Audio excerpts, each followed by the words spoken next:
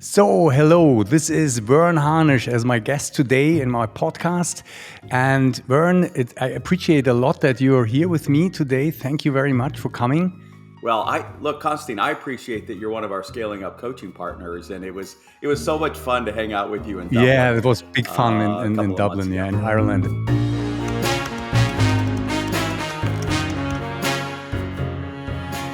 I tell a little bit your story. You are the founder of the entrepreneur organization.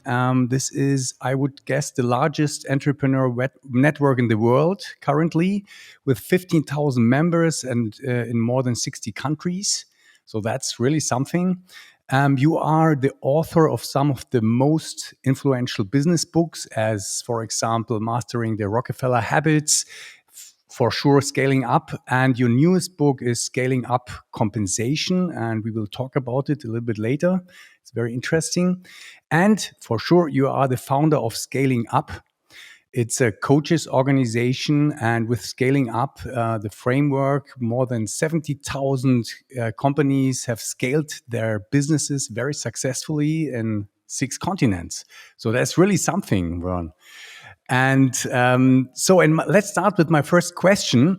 Let's start with Scaling Up. Maybe tell us, why did you decide to found this organization, and what was the initial idea behind that? Yeah. So, coming out of launching what is today called the Entrepreneurs Organization, back then, Konstantin, we were young, so it was Mm-hmm. YEO. We were all under 30, and then we turned 35, and it changed. I then thought it was important to launch an executive program like YPO had at Yeah. Harvard. So in 91, we launched a program in partnership with MIT and Inc. magazine. And we moved about 1,000 CEOs, entrepreneurs through that program. And here was the thing that I saw would happen. We get them all hyped up, and they'd run back and they would share these ideas with the rest of their executive team. Their executive team is like, what were you guys smoking, up there at MIT? They're like, give this 2 weeks, this too shall pass. And they'd come back, the CEOs the next year would come back frustrated that they couldn't really get any momentum with these important ideas. And so, having done that for about 7 years, I said, and the birth of Yeah. my son in 97, I said, it's 96, it was time for me to launch a company that would not just support the CEO, the entrepreneur, but would support the entire executive team and the company. And so that was really the genesis for So Scaling Up. going And beyond this is the, our, as you know, 25th okay, anniversary. really? Wow, 25th anniversary. Okay. So 70,000 companies in 25 years. That's a lot. Wow.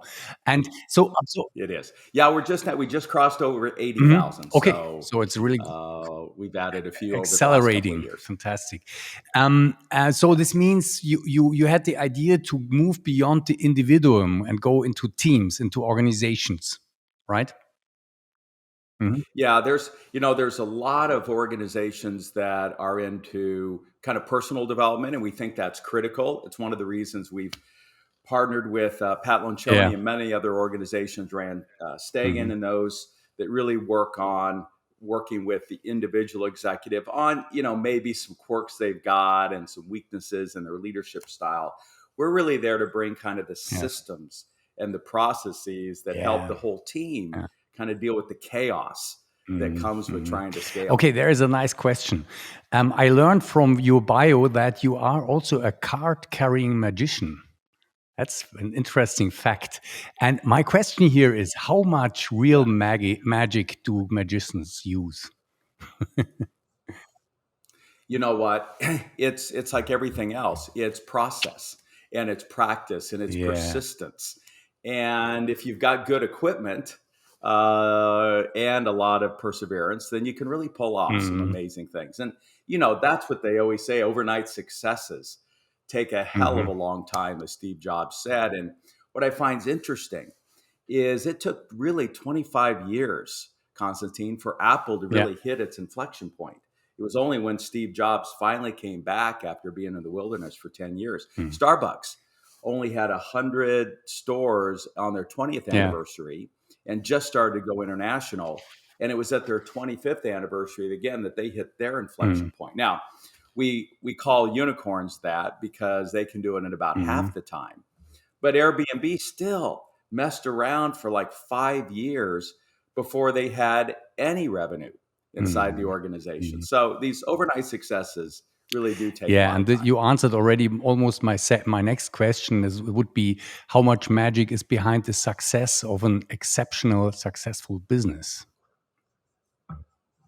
Well, I just have revised Scaling Up after it's been out in the market for 8 years. We've sold about 500,000 copies. Looking forward to the next 500,000. And one of the big changes that we made is we had used what I consider now kind of an outdated analogy, and that is of Yeah. climbing a mountain. We're going to plant this flag, our big, hairy, audacious goal on this peak. We're going to decide we're going to conquer Everest, and we're going to kind of fight our way up the mountain, dealing with all of the challenges come with that. Yeah, it's crazy. Nature Hmm. heads the other way. Every river Oh and yeah, flows. civilization Mm. has headed Mm. down the mountain, has chosen to take what nature understands as the path Mhm. of least Mm. resistance. And so I think, one of the pieces of interesting research that IDEO did is, they'd launched about 100 companies, funded 100 more. They wanted to understand, and they use the same framework we do: people, strategy, execution, Yeah. and cash. Which one of those four was most critical to those ventures that succeeded and those ventures that failed? And I love when the research is different than what everyone went in expecting. First, they found all four mattered Yeah. equally. There isn't one: people, strategy, execution, or cash, that matters more than the others. It's like a four-legged table. But number two, they found a fifth that matters more. And I end up actually go back in and editing my book a few years ago to add this, and that is market Okay. timing. At the end of the day, the market makes you look smart, or the Mhm. market makes you look Mm. stupid. And that's really the Yeah. magic, is being able to find the right wave. And Elon Musk Yeah. has done that, whether it's Yeah. space Yeah. travel, solar, Yeah. electric cars, all of the Yeah. ventures that he in are catching massive waves that we're experiencing here Mm. this Mm. century. And so the challenge is you can be too early, and therefore you got to hang on until your bell bottom jeans are back in Mm. fashion. Or if you're late, you need to hop on Yeah. another wave. Okay. Oh, that's very interesting. Thank you. Another question, Vern. The world is in a lot of change at the moment. There is a hot war in Europe. There are business wars with China. There are pandemics, inflation, bear markets, supply chain problems. And if I talk Yeah. to other consulting companies, there is a concern about cost cutting at their clients and probably losses of contracts and things like that. We at Scaling Up experience the opposite. We see entrepreneurs and CEOs saying, right now we need the support of scaling up. Can you explain our listeners why that is? Well, first of all of that chaos I call barriers to Mm. entry. They have a tendency to kind of clean out the weak. And as we know, it's the not the fittest that survive, but it's the most adaptable, the most that are able to really pivot and move quickly. And that's what we designed our tools to do. We call not the lean startup, which Eric Yeah. Ries uses, but the agile scale up. And our tools allow the organization to remain agile and be able to follow very quickly the contours of these movements and markets to take advantage of. And so we've always encouraged, as we did at the beginning of the pandemic, what Margaret Heffernan, the great serial tech entrepreneur, suggested, and that is, this is the time to be Hmm. ambitious. And look, I think one of the best examples, indicators, is what Warren Buffett did. Warren sat on 51 billion Mm. in cash as we were going through the pandemic and the craziness and seeing the market skyrocket. And then in March, he went Yeah. all in. He was contrary to, so when Yeah. everybody else was getting scared and He pulling went out, on. he Yeah. jumped in. And so I think it's critical too that, our tools give companies the confidence that they can navigate Yeah. these rapids, Yeah. these chaotic waters. And as a result, it gives them a huge advantage to really jump on market share right now in these chaotic times. And by the way, they're suggesting the entire 20s are going to be chaotic. Oh, And those interesting so, times coming up. and as you know, at the heart of our work is the Yeah. daily huddle. And we can come back and talk about that. But if you want to move faster, you need to pulse faster. And that's what we're able to help our Okay, clients very do. good. And if we talk about the clients, if I talk, let's say 80% of the CEOs I'm talking with, they tell me that getting and holding good talents is one of their maybe top 3 constraints for the growth of their business. And Verne, you Yeah. published last year in the middle of the COVID crisis, your latest book, Scaling Up Compensation. I would say the key message, as I read it, of the book is you should have a much more strategic approach to HR and compensation, right? And so, maybe what is your answer to these CEOs who have these bottlenecks with Yeah. Well, first of all, there's 7.9 billion people on the planet. And generally, you're just trying to find the 50 or the 500 that you need anywhere in the world. And what's nice about the pandemic is it really opened up our eyes to remote workers. The fact that we can really source talent anywhere on the planet. I've got an amazing executive assistant, EA, Jean, out of the Mhm. Philippines, who's able to be there to support me and is unbelievably talented. And I just love having her on our team on the other side of the planet. I think number 2, finding and retaining A player talent has always been Mm. difficult. A player talent is in high demand by all kinds of companies. And that's why you want to try to poach somebody who's already working than somebody who is looking for a job. So, what does that mean? And if I were to boil down one of the key points of scaling up compensation, is you've got to make this decision. Forget about what it is that you pay people. And I think we get all caught up on what is the salary that should come with a particular position. And we get all of these surveys and all that. Throw all that out the window. What you're trying to do is have a whole lot less better paid smart people than a whole lot more less paid, Mhm. I'm not going to say dumb Mhm. people, but less Mhm. productive people. And one of the things the research is clear on is that one great employee can replace Wow. 3 good. And we see it in every position, whether it's the Mm. CEO down to, I'm just actually rewriting Scaling Up Yeah. Compensation right now. I'm going to the audio Mhm. studio next week to do the audio book. But John Summers at Allied Printing, he's not Facebook, he's not Google, he's doing commercial printing.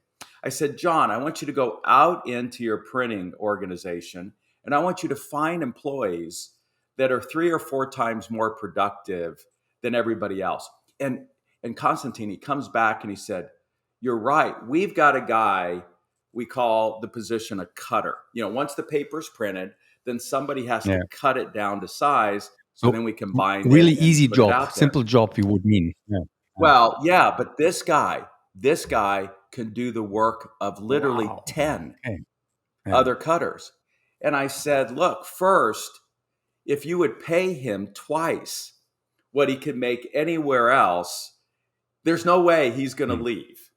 And then all you bet you're getting 10 times the work. So your labor cost per dollar of revenue is less. And then all you need to do is go find a few more like him. And therefore, you've got a lot less people, which reduces the Mm. chaos. You can pay them twice as much. So now you've got golden Yeah. handcuffs on them. Yet, the number that matters most is your labor cost per gross margin dollar. And as long as that's heading Mhm. down, then you're going to be in a great Mhm. competitive Mhm. situation. And so that's really one of the key messages in scaling Yeah. up Yeah. compensation. This is what we call the labor efficiency ratio. Is that this labor cost per growth margin dollar? Right. Huh? Yeah, that's the one. Yeah. Yes, it's Yeah. absolutely one of the Yeah. Yeah. key metrics. And again, don't worry what you pay people. Mhm. What you want to do is worry about what is your total Yeah. labor cost per dollar of revenue or Mhm. dollar, or dollar per gross I margin would say dollar. many of our listeners will follow this what you're telling them, but they would ask, okay, that's sounds logic, but how do I find these people? How do I deal with that? Well, so there we go to the gurus of A players, the authors of Top Grading, Brad and Jeff Smart. And Jeff has done the research for decades. And by the way, his main clients are venture capitalists and private equity firms that have absolutely got to get the right people because they're investing millions and hundreds of millions in these teams. And so the number one source for A player talent is referrals from your other A players inside the organization. Okay. Mhm. And that's why one of the things you've got to do is really up your referral Yeah. bonuses. You know, a lot of companies will pay 500 euros. No, pay Mhm. 5,000 Mhm. euros to your team to go out and source other talent that they're familiar with. Now, look, if you're looking for a top executive, then you've got to go out to a broader network than your own employees. But if you're looking for other cutters or other customer service reps or other folks in your call center, like John Ratliff did as he scaled up to 650, employee referrals is absolutely the best. Number two is for you to find a consistent fishing hole where you fish. So I just finished listening to Michael Dell's book, Play Nice and Win, which I recommend everybody read. You know, it goes all the way back from his days before launching in his dorm room at the University of Texas, Austin. But there were no workers in Austin that he could really source as he was scaling up his company. And so he had read that Kodak was laying people off in Rochester, New York. Now they were making, photocopying machines and printing equipment, but he knew that their skills would port over to assembling PCs and laptops that he needed done. And so he just parked somebody in Rochester, New York, and convinced enough people that, hey, it'd be nicer to live in Austin, Texas than it is in Rochester. I did the same myself, Konstantin. We do a lot of events. All my team have come out of Marriott Oh, really? Mhm. Corporation. They have got a great culture. Mhm. They do absolute excellent training. The challenge, if you work for a Marriott, is you're working evenings and Mhm. weekends. And so my team loves the fact that they can work remote in regular hours, and Donna can go play tennis when she wants to, or watch the Mhm. U.S. Open in the evening. Serena Williams won Yeah. last night, and and have much better hours and better quality of life. And so that's been my consistent fishing hole. And here's what happens: once you get one or two A players out of a large fishing pool like that, then they're in a position to refer more of their Mhm. friends and the people they know into your organization. So that's kind of the 1-2 Mhm. Okay, process. great. Vern, you lived for quite a while also in Europe, right? And in Spain, I Yes. think, yeah. And Yeah, in Barcelona for 8 years. My two oldest sons are okay, still so over there. they speak even as good Spanish as English, I guess then, right? And And Catalan. All Catalan. right. Yeah. Remember, the Catalonians don't even Yeah. like Spain, but Yeah, that's sure. a So I whole said nother the wrong thing, I conversation. guess. Okay.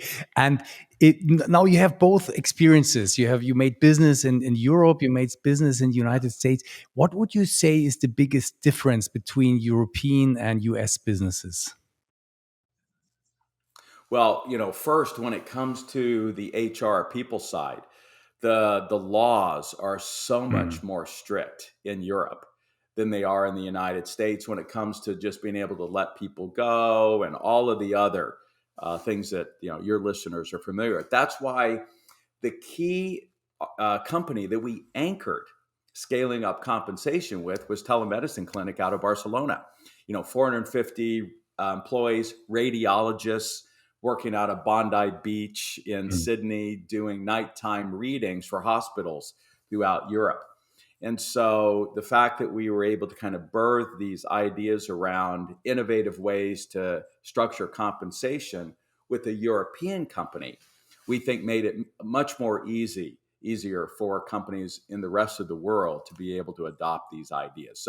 So first is, again, all your listeners in Europe know the HR policies are much yeah. tougher than they are in the United States. And so you've got to be much more careful who you hire, and be much more thoughtful in how you onboard them in the situation. Number two, I really thought, Konstantin, I could come in and find a European Yeah. leader to run everything that we do. And then I realized that there is no Europe,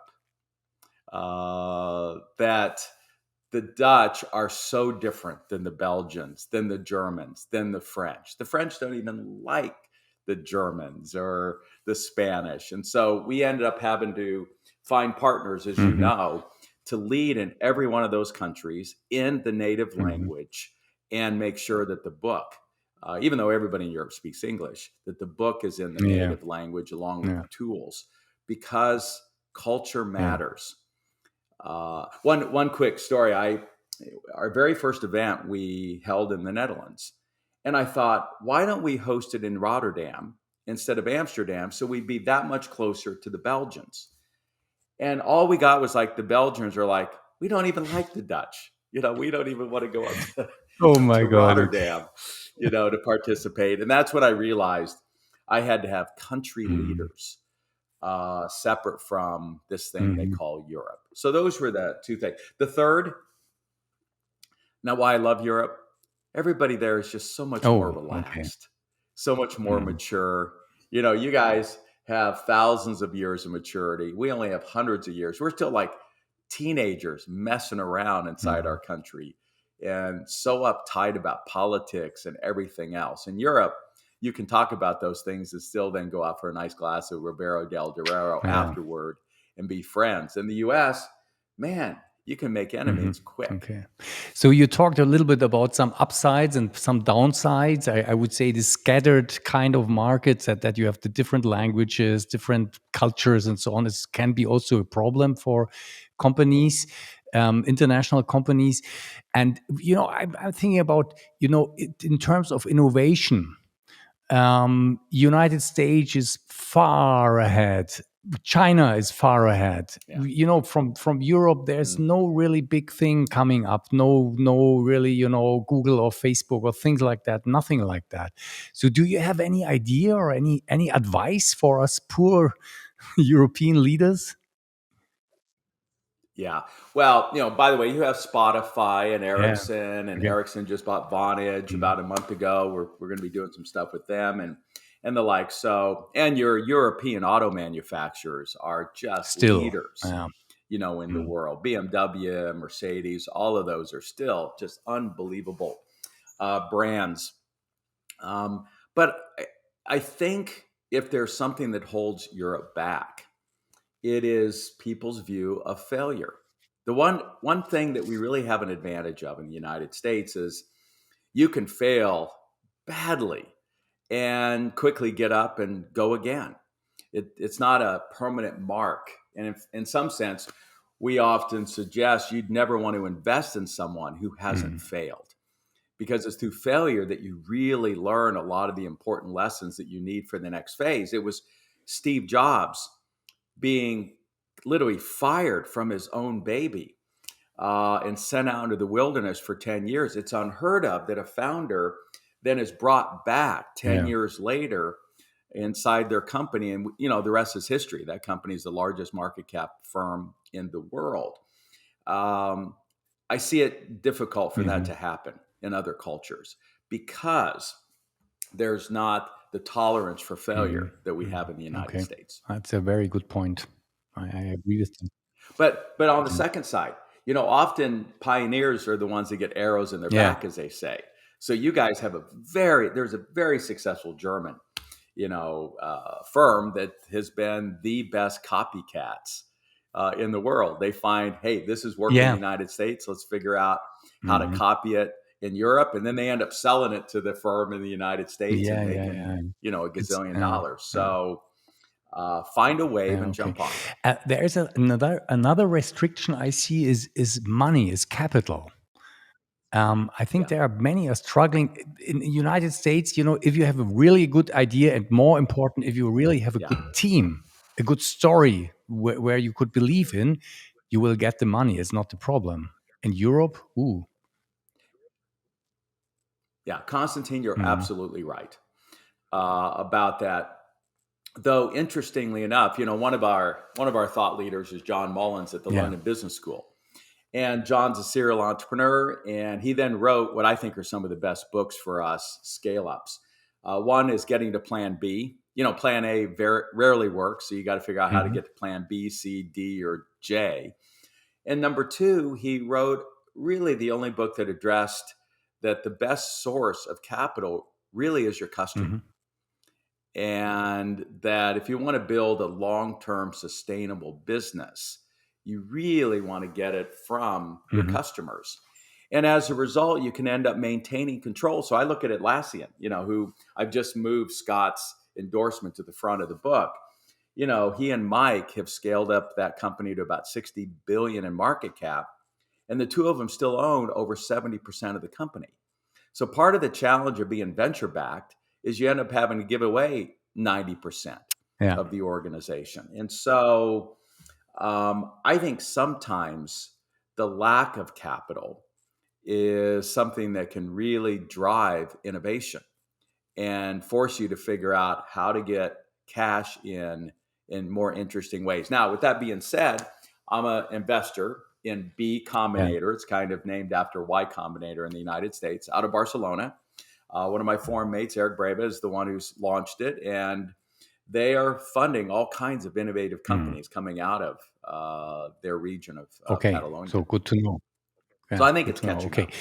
up. Verne, let's maybe go back to something you said in the beginning. You told me that you are rewriting certain things, certain passages of your books, and you talked about the bee hack and that the picture of the climbing the mountain is a little bit more old fashioned now for you. Can you tell us a little bit about the news? What are the new aspects you are focusing on now, right now?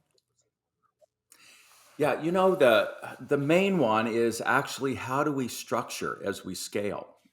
One of the top three barriers, the first is leadership development. It's kind of, the constraints that are between our ears. There really was no parenting Mm. manual of how to grow up a business. A lot about startups, a lot Yeah. about large companies, MBAs, but nothing about. The third is the importance of having effective marketing. And marketing is needed to not just attract customers, but talent and attention and capital to the organization. But number two is making sure that you've got a scalable infrastructure. And here's the fundamental change. Our standard organization chart, now I'm going to get a little technical here, but our standard organization chart was really designed to organize muscle. The might to go to war, to build the great walls of China. But if any of you haven't noticed, we kind of moved from using our backs to our brains. And our organizational structure didn't follow. Form and function have to meet. And so the traditional org chart, head, Hmm. shoulders, arms, fingers, and toes, it's what it looks like as a Yeah. human skeletal system, is not useful for scaling in the Hmm. 21st century. You need what we call an agile scale up Yeah. structure, which is really what Bootsart out of the Netherlands has used to scale to 14,000 employees. Spotify in their Yeah. tribes and squads and their more of their team based approach. Even higher, the major Chinese white goods Mm. manufacturer said, look, we've been spending 50 years trying to fix middle management. You know what we figured out? Nobody wants managed in the 21st century. That's why we have phones, to do that. And so the new approach to scaling is one that really follows a natural model, a model of nature. And if you look at beehives and ant colonies, how much middle management are in those hives? Like none. And so Google and many of the unicorns, reason they've been able to scale so rapidly is they've done it with an entire new approach to organization, how to organize people to get things done. And so we go deep into those 5 principles of teaming and how you use some of the new modern technologies to make that happen inside your Mm. organization. So that's new, as well as, hey, let's quit trying to climb the mountain. Instead, let's go Yeah. with the flow of the Okay, great. marketplace. Thank you. Verne, you just before talked about the culture of how we deal with failures. What would Yeah. you say? How would you draw the line between failing and success? What's the difference here?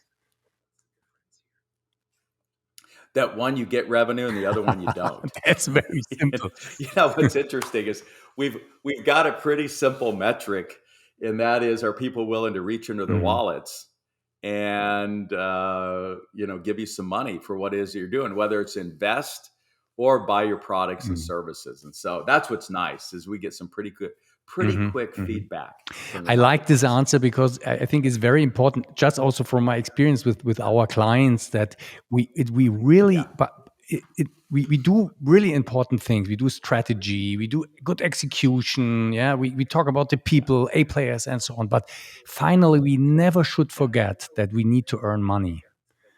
And that's so important. We want to earn really good yeah. money because money is kind of power to create good things in the world, to make the change in the world, to have an impact. You need this power, right?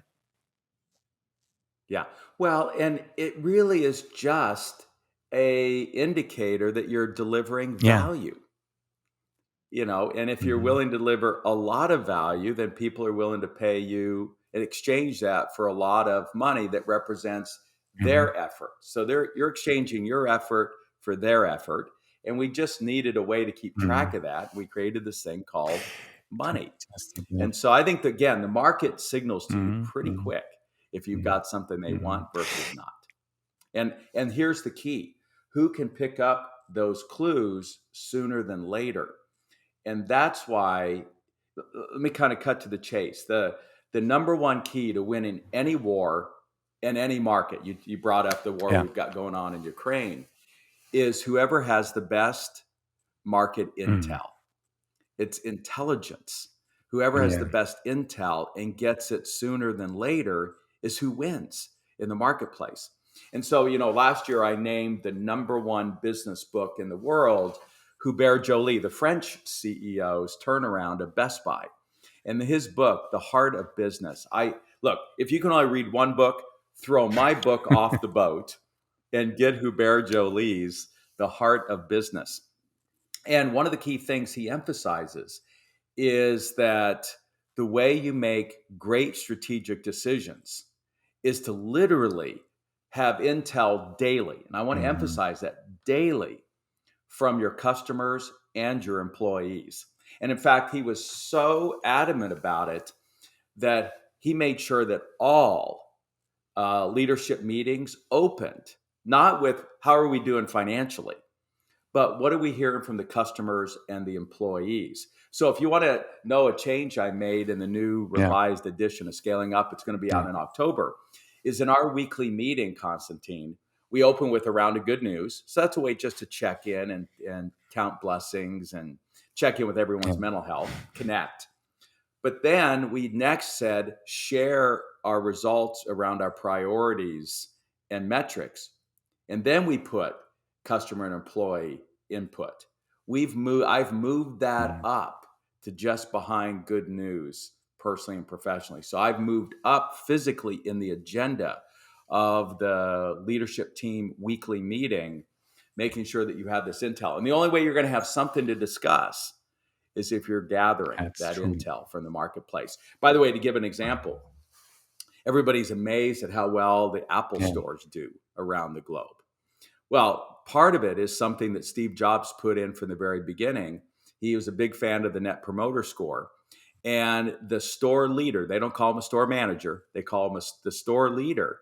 Every day, their first, their first responsibility is to call all of the customers who said, hey, I didn't give you a 9 or 10 on a scale of 0 to 10, my enthusiasm for my experience at the Apple store.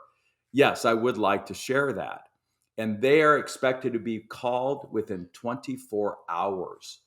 And so that store is getting a constant uh, input of intel from customers and the employees. And so if you can be 1% better every week, compound interest is your friend. Mm. Oh, it's very interesting. There is in Germany a chain for like a drugstore chain, a DM. Have you heard about DM? It's it's I very, haven't. very successful. It has a lot of places, and they made this very interesting thing. They turned the pyramid of the hierarchy. You just talked about this, yeah, like a human skeleton upside down. So for them, the person, the cashier on the cashier desk, is the boss of the company, and they mean it real. So they can really do decisions, local decisions. They can decide everything. They can decide what they buy, what they sell. I mean, within the in the cosmos Yeah. of their products, and the advantage is that they are very close to the clients like that. Yeah, Yeah. that's interesting. Yeah. Precisely. Vern, talking about strategy, how I'm sometimes as a coach thinking, what is the right team to really do the core of the strategy in a company? Is it really a very small team with the best heads, or do you need a larger team, or how would you advise us to work here? Yeah. Well, Konstantin, it's a great question. And, we take the term strategic planning that everybody just kind of throws around and we say it really is two different processes requiring two different teams. There's the strategic thinking piece Yeah. of setting strategy, and then there's the execution planning. So you've got to set strategy and then execute on it. And you're absolutely right. When it comes to setting strategy, it's a Mm. very small team. And Michael Porter, kind of the Yeah. father of strategy at Harvard, he said it as long as Hubert Joly, strategy is ultimately decided by one Hmm. person, and that is the Okay. CEO or the managing director, whatever Yeah. that title is. It's, strategy that's decided by a committee ends up being Yeah. a mess. Now, you don't want the CEO to be doing that in isolation. You want them Yeah. immersed in intel Yeah. from the Yeah. marketplace and the employees and a few Hmm. select people that they trust in terms of their ability to challenge them in their thinking. And that's why we think the most important routine. And Jim Collins, when I cornered him after studying greatness for 25 years, I said, Jim, what is the single most important thing us mere mortal Mm. companies should learn from your Yeah. 25 years? And he really didn't hesitate, Konstantin. He said to set up what is called the council. And for me, it's every Monday morning, 9 a.m. to 10 a.m. It's only me and the three Yeah. CEOs of the three companies that run Yeah. our universe. And as the name implies, it's to counsel me. It's not a collaboration, it's not a Yeah. compromise, but it's to give me feedback on critical Yeah. strategic decisions that Yeah. I need to make. It is not your whole executive Okay. team. That's why you have a separate meeting, which I do at Yeah. 10:30 with that team when we get down to the Mhm. operational issues Mm. on a weekly basis. So it's a small team of people that can think strategically with you. It's a place for you to kind of talk out things. And here's the key: you can't work on strategy once a quarter or once a year. You've got to be working on it every single Yeah. week. So let me go back and relay that to Steve Jobs. So Steve had lunch every day with Jonathan Ive and the design team. He knew that design was the key to Apple's success. And that's what CEOs do. You got to put your time where your key Yeah. capabilities are. No different than John D. Rockefeller having lunch every day with his 9 directors. And then everybody thought Steve would sit around like in lotus position humming. And all of a sudden, these brilliant ideas would strike him. No, if you read the biography, the definitive biography on his what his day and his week looked like. He spent, Constantine, most afternoons grabbing a hold of a customer issue. He Mm. wasn't into focus Mm. groups because customers will say something different than actually their behavior. But he'd grab a hold of issues that he'd hear customers were having with his beautiful technology and Mm. devices. And he would literally trace the root of that problem through the organization to learn at the chagrin of everybody else in the organization. This was a guy that was deeply immersed in his customers' Mhm. response and feedback to his beautiful technologies and devices. So, Intel daily, and then get in a room once a week and talk about it and see what you can come up with. And all you have to do is make one or two great decisions every year.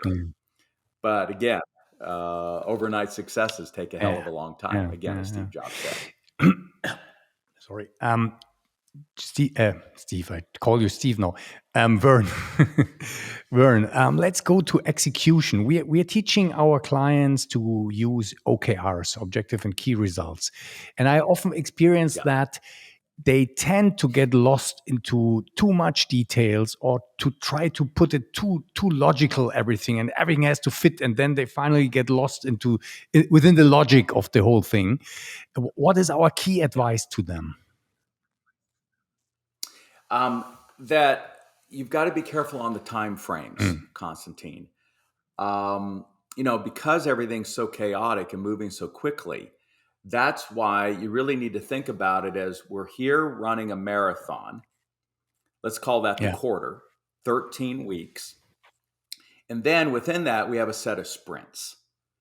And generally, technically, a sprint is 2 weeks, but for Google, it's 5 days. Yeah. And for me, the only thing that you need to be clear on is, what do we need to do this week? And what part of that do we need to do today? So you need to be very precise and concrete on today's activity and what we need to accomplish this week out of a massive project that could take us 6 months. And then based on the intel, you need to adjust. You need to adapt. Remember, the survival is those who are the most adaptable, not the ones who are most fit. And so rapid intel, being able then to adjust your strategies very quickly based on what you're hearing in the marketplace, then set what it is we're going to do this week and then reevaluate. So I think where we get in trouble is when we try to lay out these elaborate 36-month plans when all of a sudden the world shuts down because of a pandemic and it's thrown out the window anyway. And I think we go back to that idea that we way underestimate what we can accomplish in a year, and we overestimate what we can accomplish in a year, and way underestimate what we can accomplish in 10 years. So it's important for you to be very ambitious with your 10-year goal. Keep your eye on the prize, and then rapidly adjust every week based on what you learn. And again, back to our analogy of nature, if you look at the path of a river, there are no straight lines. It is all over the place, but it's constantly finding the path of least resistance at every moment of its movement, instead of trying to bore through, messes that people that are pig-headed can cause organizations to beat their head against a wall that they shouldn't have to do. So 10-year and the next, I'm going to say 2 weeks are about the most visibility that you can have. It's interesting because I think it's a very typical German way of doing things. Is this very straight, very structured thing. And there was some 10 or 15 years ago, there was a big accident of our fast, we have these fast trains, ICE, very, very high speed trains going 300 kilometers per an hour and faster. And it was a huge accident with hundreds of deaths, really bad one. And then they had a discussion about the different philosophy of German engineering and French engineering. And it was so interesting because the German engineering is very, very strict, very precise. But if there is a mistake coming up, it's really bad because there's no elasticity anymore in the whole system. While the French fast train has a totally different philosophy. It's much softer, everything. It was very interesting, this discussion. Yeah, okay, so go with the flow. Go with the flowing like the water. I like that picture a lot. Very nice. Yeah. And by the way, if you want to use a German example, that's why I love the Autobahn. As you know, they made it curvy on purpose. It's not a straight line. Otherwise, people would get bored out of their mind and fall asleep. By keeping it gently curving, that's part of. Okay, so we have also a little bit of the other part, of the flowing part, and it's also interesting. The curves always have a certain angle So you absolutely can trust that you can go every curve with 250 or 300 kilometers. It's no problem. If it wouldn't be like that, there will be warning signs. That's also interesting. Yeah. Yeah, you got it. Okay, Vern. You know, Vern, you know that I'm a philosopher from my, let's say, basic training, and so Yes. I always like to have some small, little more philosophical type of questions. And so maybe I may ask you something like, Vern, what would you like to know? You know what I would love to know? I'm a physics junkie. And you know what blows my mind? That we still don't understand gravity Mm, and magnetism. Think about that. It's the 21st century. We understand the formulas that allow us to utilize those mhm. two, but we don't understand how they work at Yeah. all. And the fact that we're still fighting gravity blows my Ah, mind. fantastic. I really thought we were going to be able to have levitating cars to solve Yeah. all of this traffic issue and transportation issues, and we are still stuck with Mhm. four tires on the Yeah. road with a Yeah. steering Yeah. wheel. It Yeah. blows my mind. That's a good one. Yeah. So, Would be such a change if you know that. And in terms of persons, of human beings, if you could hmm. choose, who would you like to meet and why?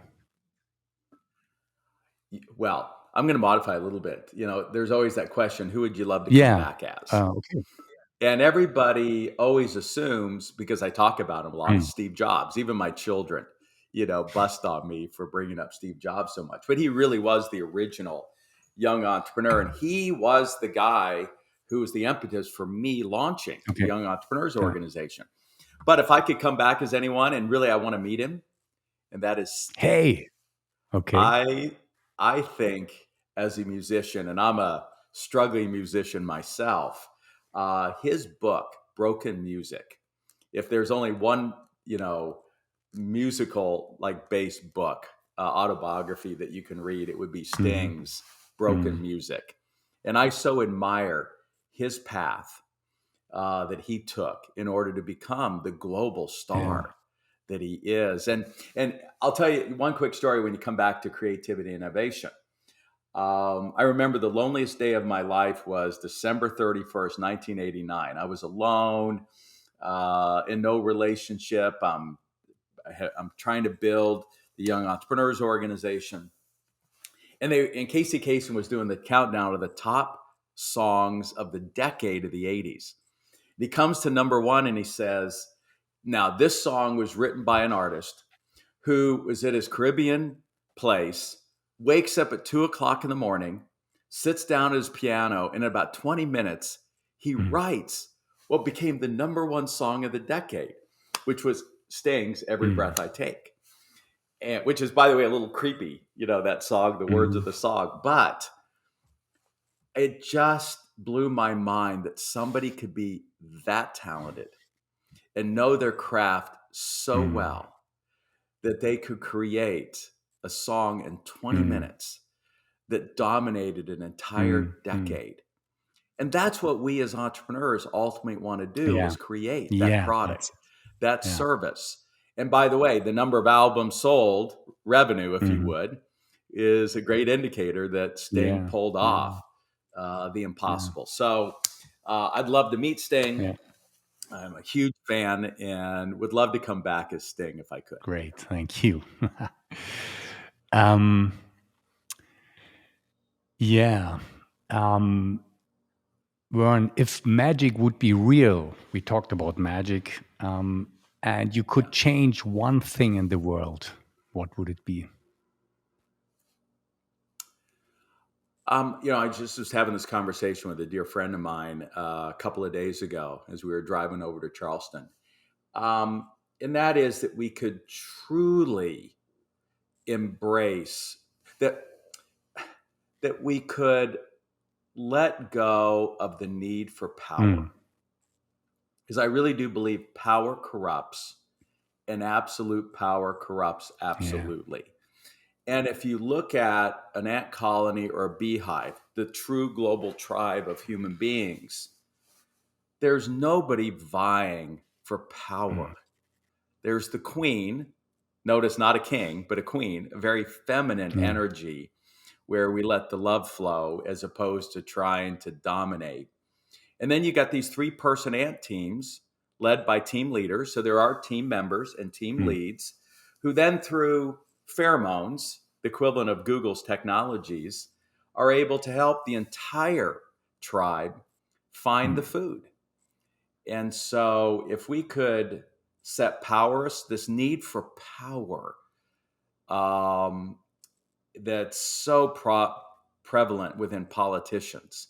And I think what we're coming to conclude on the planet is that we just don't need all this leadership, that we can pretty well figure out the restaurant we should go to Mhm. ourselves, how to fix, how to change the battery in our remote. And it's all driven not by experts, but by the wisdom of the Mhm. crowd through YouTube videos, right? I can Yeah, figure out it's true. anything through a Yeah, yeah, YouTube yeah. video. And that's really threatening the traditional power Mm. structure. And so that's the tension that we're Mhm. in right Mhm. now, and why those in power want to get control Yeah. of these Yeah, yeah. technologies that let the Mm. tribe communicate. Now, what does that mean inside our company? That at least we can be a Mhm. model of distributed leadership and collective intelligence to drive the direction of our organization instead of us Yeah. acting like Yeah. boss and thinking that we have all the answers. Our job at the end of the day is to have the right Yeah. question. Yeah. And then if we find the right question, open it up to the entire Yeah. world to try to help us find the answer. Do we have time for Yeah, me to please, tell one please story? tell me. Yeah, so I think this is what typifies it. And my favorite day of the century was February 22nd, 2022, 2/22 of 2022. I hosted this big event for EO and YPO globally, and it was all about this new way, this new agile way of structuring organizations to scale. And one of the guys I featured was Rob McCune. Now, Rob's this guy who bought a gold mine in Mm. Canada. He's based in Vancouver. And clearly, all he wanted to do was find the gold, just like the hives looking for the Mm. food. So he hired 15 of the most expensive, best geologists you could find on the planet, the A Yeah. players that we were talking about earlier. And they couldn't find an ounce Mm. of gold. He knows it's in this gold mine, but they can't find an ounce. So, by the way, the first thing he did is he met with the 14 geologists away from their boss and realized part of the problem was the boss, right? We got to get him out Mm. of the way. And I think that's the case with all of Yeah. us around the planet. And then at the same time, he had gone to MIT on an event and had learned about this thing called the internet, which is really the ability for all of us as a tribe to help each other. And he said, here's what I'm going to do. I'm going to take the terabytes of geological data that we've got, and I'm going to put Mm. it up on the internet, and I'm going to set up a prize. And it was called the Gold Challenge. And anyone that can model this data in the most clever way and help me locate 6 million ounces of gold is going to win a $500,000 Canadian dollars. Within a month, they had over 1,000 Mm. submissions from teams Mhm. all over the world. And ultimately, 2 teams out of Australia, about as far away from As it gets, huh? Vancouver as Yeah. you can be. It was a company in Sydney and a company in Perth. And let me give you the backstory. They were they were competing for a client, a mining client in Western Australia. They happened to be in a lobby together of that company, both delayed in the meetings, and they got chatting and they said, "Hey, did you see this crazy bloke out of Vancouver who's got this gold challenge?" They go, "Yeah." And they teamed up. They realized they had complementary technologies to model the geological data. Anyway, the 2 of them won the challenge, Mhm. split the $500,000 Canadian dollar prize, and they end up, Konstantin, finding $6 billion Wow. worth of Wow. gold. Okay. And so it's really the example where all Rob needed to do was have the Mm. question, hey, how do I find 6 million ounces Mhm. of gold? Take the data, the intel he had, and open it up to the entire Yeah. world, not just 15 Yeah. geologists that Yeah. he had. And he got the collective intelligence of over 1,000 teams. And so today there's actually a site called Kaggle that, by the way, Google bought and now owns, where very smart teams, companies can put up their challenges. Ah, Hero X is another one, and their contests that open up their question to the hmm. world. And I think that's the That future for sounds all of us. very interesting. How can you again tell me how was it called, the platform? It's called Kaggle, Kaggle. Kaggle. Okay. I will have a look at that and maybe also the listeners. Fantastic. Okay, Verne, beautiful story. And I think it fits a lot also in our philosophy at scaling up. So we have, for example, Yeah, if I look at your book, Scale Up Compensation, you have one chapter where what it's about, not incentivize only single persons, but just try to get the whole team running. We have Jim Collins with the level 5 leader kind of person, and I like a lot this picture of the mirror and the window. It's a beautiful picture. So the really this level 5 leader is looking into the mirror if he looks at mistakes, but he looks out of the window if he looks at yeah, successes. So he sees that there is much more than himself that's supporting the success, all the people who helping him and so on. So this is a very nice picture also. And Verne, yeah, I would say maybe do you have at the end of our podcast, one is maybe you have a what is the top book you recommended already some books. Do you have any other recommendations on books or podcasts or things we should listen to? yeah. Just a few. Well, first of all, I hope everybody will be interested enough to sign up for my weekly Oh, insights. They come out every Thursday. I try to curate what I think are the best articles and books and podcasts that business leaders ought to take, spend a few minutes every weekend reading and taking a listen to. But a few weeks ago, I pointed to what I thought was the best business podcast I had heard this century. wow. No, I'm curious. And that was the great strategist Gary Hamel out of Chicago's interview of Jim Clifton, the CEO of Gallup. And, Gallup has been interviewing 100 million employees every year for decades, trying to understand what drives employee engagement. And that's what you're trying to do is just have more energy coming from your team than your competitors. Time's limited, but energy's not. You're really chief energy officers. And there were two key conclusions that came out of that. And he said, hey, I hate to be so simplistic about it, but first, guess what? Nobody wants managed. They don't want that administrative manager type that we had last century. Something I spoke to Hmm. earlier in this new organization chart that we're Yeah. creating. But what they do want, and that's backed up by Google's research and Project Oxygen, is they do want to Oh, coach. okay. They want us to be coaches, like professional sports teams. Tom Brady doesn't want managed, but he does appreciate some great coaches. So then it comes number two, what does it mean to be a great coach? And he said, again, I hate to be too simplistic, but it really boils down to one question that you ask every employee every week. And that is, what's your goal this week? Not this year, Hmm. this week. And what are any barriers in the way of you achieving that? Now you just created multiple coaching moments. Are they working on the right thing? Is it important versus Hmm. urgent? What are the things that are in the way of them achieving it? Now, here's where I come back full circle, Konstantin. At the heart of our work is the daily huddle. And by the way, the agenda of the daily huddle really causes you to ask every employee every day, Hmm. what's up? What's your number one thing you're working on? And number two, your metrics. Number three, and what's your Yeah. constraint? What's your barrier? What's in the way? And so we are asking what Jim Clifton discovered through decades of asking hundreds of millions of employees every year. We're causing that to happen every day. And that's why the tools work. So listen to that podcast, Gary Hamel interviewing Jim Clifton. And then number two, it comes to what I've consistently said is the number one business book ever written. And that is the late Eli Yeah. Goldrak's book, The Goal, which is ultimately what nature understands. When you see a constraint, that's what you focus on, and you find a way around it.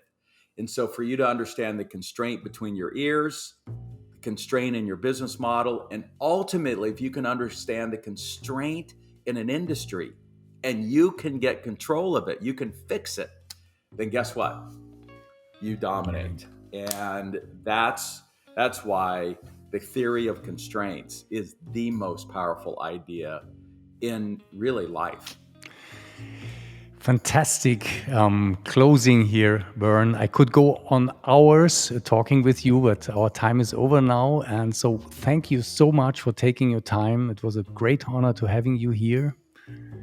And yeah, we will have you back in our Scale Up in Germany and Europe, I'm sure. And I wish you a very good time and very successful time for you. Well, and Konstantin, thank you. I think only somebody with your deep philosophical training and background could ask some of the most interesting questions. They've been spectacular. And as you know, hats off to you. It takes true depth and intelligence to ask a great question. So thank you very much, Verne. Bye-bye. Bye.